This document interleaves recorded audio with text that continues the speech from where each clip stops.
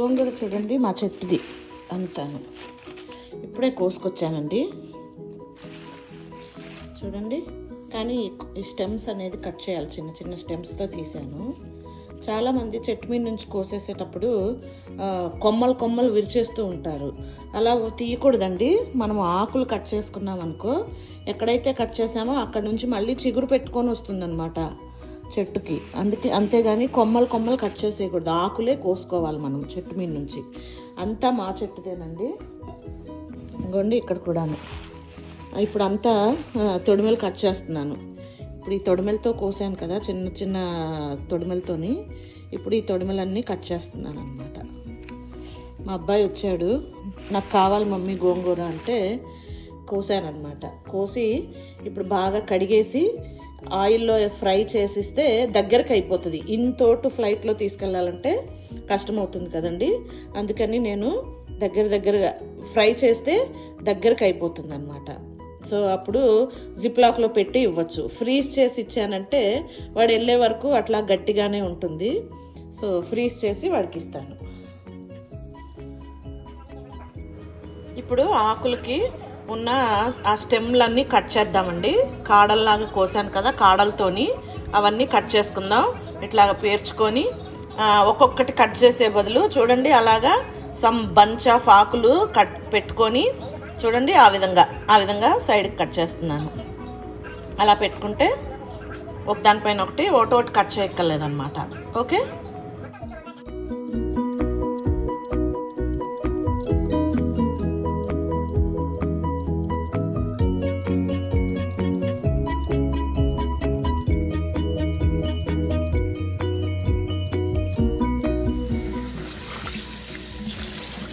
ఇదిగోండి అలా తొడిమెలు తీసుకున్న గోంగూర అంతాను ఇదిగోండి సింక్ బాగా క్లీన్ చేసేసి సోప్ వేసి బాగా ఫస్ట్ క్లీన్ చేశాక తర్వాత గోంగూర వేసేసి ఇలా బాగా కడుక్కోవాలండి.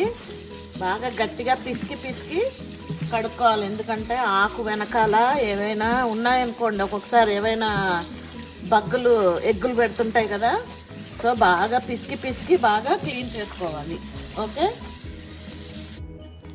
ఇదిగోండి అలా కడిగిన గోంగూర అంతా ఒక పొడి క్లాత్ మీద వేసి బాగా డ్రై చేసుకోవాలండి. ఎక్స్ట్రా వాటర్ అంతా కూడా క్లాత్ పీల్ చేసుకుంటుంది. ఓకేనా, ఇది ఒక రెండు గంటల పాటు ఇలాగ ఆరబెడతానండి గోంగూర అంతాను, తడంతా పోయే వరకు. ఓకేనా, చూడండి తడంతా ఆరిపోయాక ఇప్పుడు ఫ్రై చేసుకుందామండి గోంగూర అంతాను.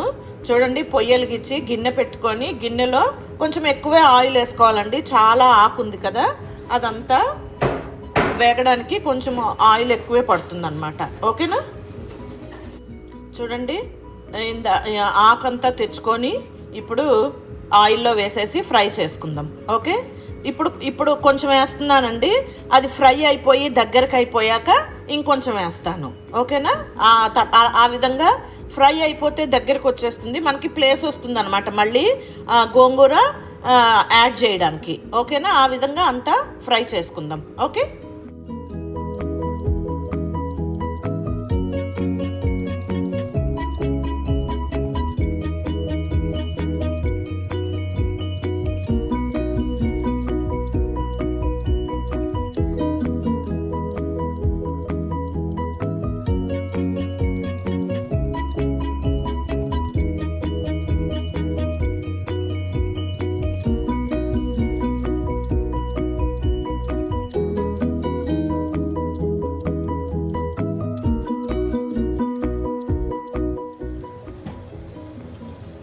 చూడండి అంతా బాగా ఉడికిపోయిందండి గోంగూర అంతాను.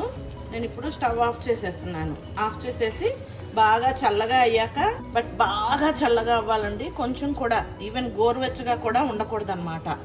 అంత చల్లగా అయ్యాక ఒక గ్లాస్ కంటైనర్కి వేసుకొని మనము ఫ్రోజన్ చేసుకోవచ్చండి. కావాలన్నప్పుడల్లాను ఏంటంటే మనము నెక్స్ట్ డే వాడుకోవాలనుకోండి, ముందు రోజే తీసి బయట పెట్టుకోవాలన్నమాట. చేసుకోవాలి కదండి, ఎందుకు ఐస్ అంతా మెల్ట్ అవ్వాలి. ఓకే, మనకు కావాల్సినంత అమౌంట్ నెక్స్ట్ డే మనకు కావాల్సినంత అమౌంట్ తీసుకొని మళ్ళీ ఫ్రోజన్లో పెట్టేసుకోవాలి. అలాగా ఎప్పుడు వాడుకున్నా కూడా ముందు రోజు తీసి బయట పెట్టుకోవాలన్నమాట. సో ఈ విధంగా ఫ్రోజన్ చేసుకోవచ్చండి గోంగూరని.